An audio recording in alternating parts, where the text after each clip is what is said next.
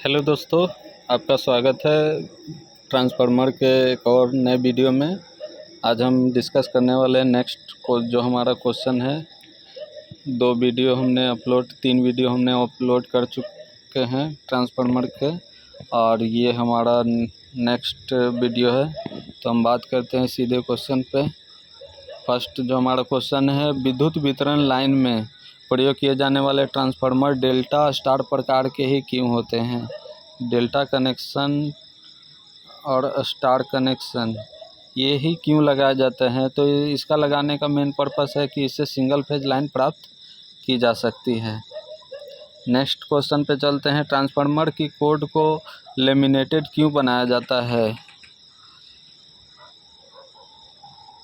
Transformer की code को laminated यानी पत्तियों को मिलाकर के ही क्यों बनाया जाता है? तो हमने बात किया था शुरुआत में कि ट्रांसफार्मर जो होता है जिस पे वाइंडिंग की जाती है वो डायरेक्ट एक बड़े मेटल का नहीं बनाया जाता, एक पतले पतले पत्ती का बनाया जाता है। आपने बचपन में अगर ट्रांसफार्मर खोला होगा छोटे ट्रांसफार्मर को, तो आपने देखा होगा अलग अलग शेप में ट्रांसफार्मर रहते हैं। ज़्यादातर ये इस शेप वाले आपने ट्रांसफार्मर की पत्ती को देखे होंगे, इस तरह से बंद होते थे। तो ये इसलिए बनाया जाता है बेसिकली कि इससे बनाने से लेमिनेटेड क्रोड की पत्तियों को इसके बनाने का मुख्य कारण है कि भंवर धारा हानि जो होते हैं निम्न होती है, ईडी करंट लॉस जो होता है वो कम होता है। ऑटो ट्रांसफार्मर का सिद्धांत क्या है? तो ट्रांसफार्मर जो होता है वो काम करता है म्यूचुअल इंडक्शन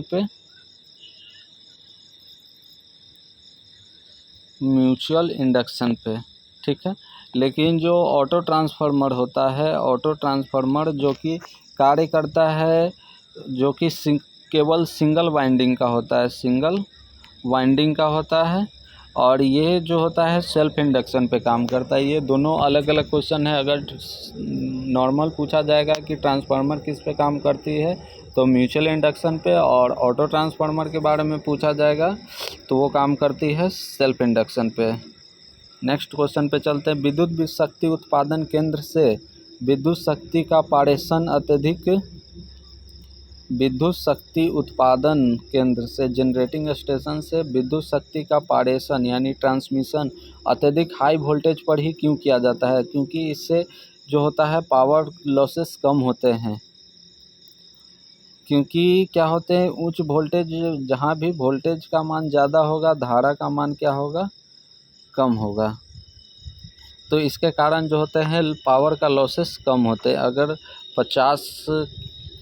500 किलोवाट है तो उसके जो ट्रांसमिशन में लॉस जो होंगे कम होंगे। अगर निम्न वोल्टेज में संचारित किया जाएगा तो काफ़ी ज़्यादा लॉस हो जाएंगे, तो ये घाटे का सौदा हो जाएगा। नेक्स्ट क्वेश्चन पे हम चलते हैं। निम्न प्रत्यावर्ती वोल्टता को उच्च प्रत्यावर्ती वोल्टता में परिवर्तित करने वाली युक्ति क्या कहलाती है? कह रहा है लो वोल्टेज को हाई वोल्टेज में चेंज करना है। लो वोल्टेज को हाई वोल्टेज में चेंज करना है तो ऊंचाई हिंदी है, इसका इंग्लिश टर्म होगा स्टेप अप, और high voltage to low voltage करना होगा तो स्टेप डाउन हो जाएगा। ये हमने पीछे वीडियो में काफ़ी अच्छे से डिस्कस किया था। नेक्स्ट क्वेश्चन पे चलते हैं।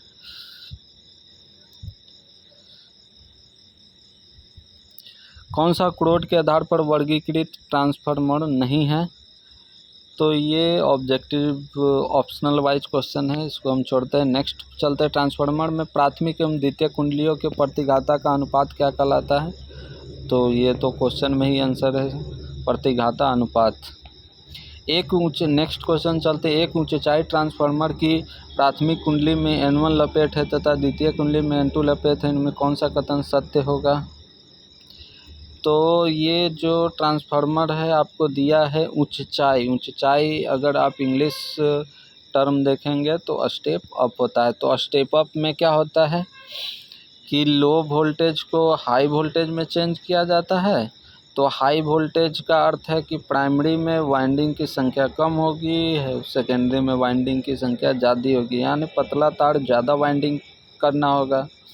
तो ज़्यादा वाइंडिंग होगा तो वोल्टेज ज़्यादा होगा, तो यानी कि N1 का जो मान होगा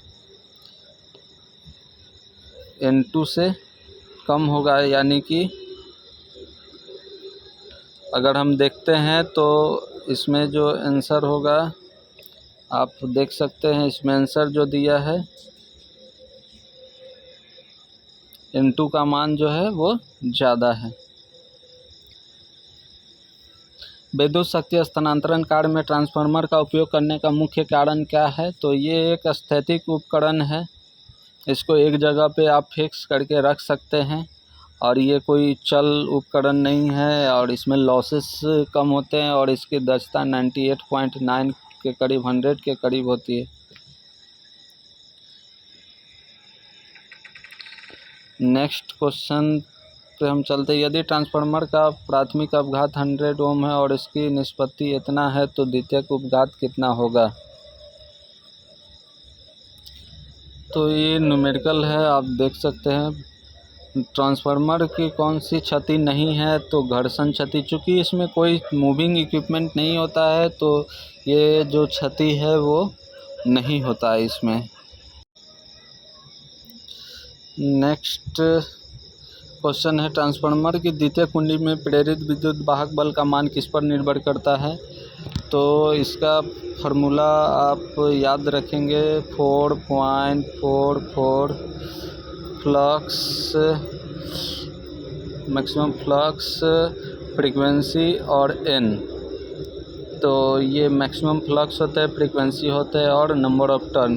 तो इसमें जो भी आपको फार्मूला में जो ऑप्शन में आएगा, चुंबकीय फ्लक्स यहाँ ऑप्शन में है तो चुंबकीय फ्लक्स यहाँ आंसर हो जाएगा। नेक्स्ट क्वेश्चन देखते हैं, ट्रांसफार्मर के समानांतर परिचालन के लिए आवश्यक होना चाहिए। तो ट्रांसफार्मर को पैरेलल ऑपरेशन, सबसे पहले पैरेलल ऑपरेशन क्यों किया जाता है?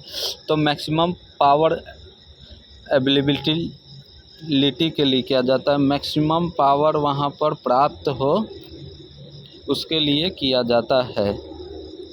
ऐसा क्यों किया जाता है कि बड़े बड़े जगह पे जहाँ ज़रूरत होता है तो वहाँ ट्रांसफार्मर बहुत ज़्यादा एरिया छेकेगा, तो उसमें क्या किया जाता है कि कम रेटिंग के, अब एक बड़ा 100 kV का रेटिंग का ट्रांसफार्मर लगाना पड़ेगा, उसके जगह पे क्या किया जाएगा कि 50-50 kV के 2 लगाए जाएंगे, तो जो स्पेस भी कम छेकेगा और ये ज़्यादा 100 से भी ज़्यादा ये क्षमता दे देगा पैरेलल ऑपरेशन में।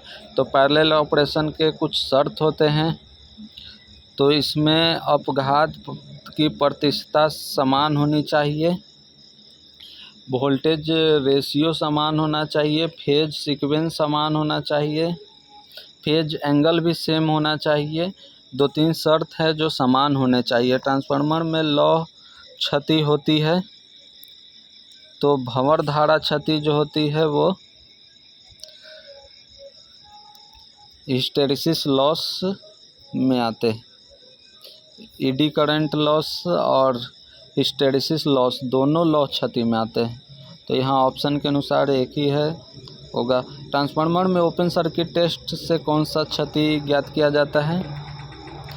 तो ओपन सर्किट जो टेस्ट होते हैं उसमें लौ क्षति ज्ञात किया जाता है और शॉर्ट सर्किट टेस्ट में शॉर्ट सर्किट होगा तो कॉपर क्षति ज्ञात किया जाएगा। नेक्स्ट क्वेश्चन में वो दिया ही है। शॉर्ट सर्किट परीक्षण से कौन सी क्षति ज्ञात किया जाता है? कॉपर क्षति ज्ञात किया जाता है। यानी ये दोनों क्वेश्चन आप याद कर सकते हैं, ओपन सर्किट टेस्ट और शॉर्ट सर्किट टेस्ट। तो ओपन सर्किट टेस्ट में सेकेंडरी वाइंडिंग को ओपन रखा जाता है और शॉर्ट सर्किट टेस्ट में सेकेंडरी वाइंडिंग को शॉर्ट सर्किटेड किया जाता है। उच्च वोल्टता ट्रांसफार्मर में प्रयुक्त कनेक्शन कैसा होता है? तो हाई वोल्टेज में प्रयुक्त कनेक्शन जो होता है डेल्टा टू डेल्टा होता है और संचारण के लिए डेल्टा टू स्टार किया जाता है। वोल्टता ऊंचाई ट्रांसफार्मर में प्रयुक्त कनेक्शन जो होते हैं स्टार डेल्टा होते हैं। और वोल्टता अपचाई यानी कि वोल्टेज बढ़ाने में और वोल्टेज घटाने में जो है डेल्टा टू स्टार का प्रयोग किया जाता है।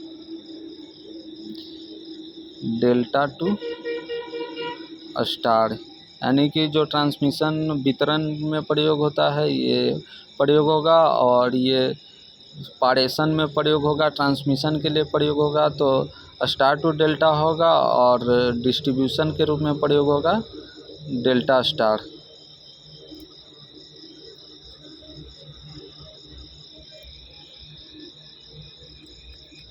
वोल्टा ट्रांसफार्मर में प्रयुक्त कनेक्शन जो होता है स्टार इंटर स्टार का प्रयोग किया जाता है। नेक्स्ट क्वेश्चन है, पर्वतीय क्षेत्रों में ट्रांसफार्मर में प्रयोग होने वाला कनेक्शन जो होता है वही होता है स्टार इंटर स्टार होता है। स्थापना के आधार पर ट्रांसफार्मर होता है इंडोर आउटडोर दोनों प्रकार के लगाया जाता है, एक बाहर में लगे होते हैं, अंदर में लगे होते हैं। आउटपुट क्षमता के आधार पर ट्रांसफार्मर कौन से होते हैं, तो एक ऑटो ट्रांसफार्मर होते हैं और इंस्ट्रूमेंट ट्रांसफार्मर। तो इंस्ट्रूमेंट ट्रांसफार्मर का हमने बात किया था सीटी और पीटी। फेज संख्या के आधार पर ट्रांसफार्मर कैसे होंगे, single phase, 6 phase, 12 phase, 3 phase, इस तरह से होते हैं।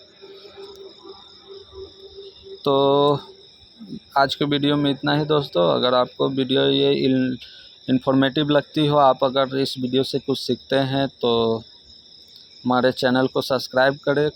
और अगर आपको कहीं डाउट है या अगर आपके कुछ मत है इस क्वेश्चन पे तो ज़रूर आप कमेंट में शेयर करें ताकि उससे हम भी कुछ सीख सके आप लोगों से। धन्यवाद दोस्तों।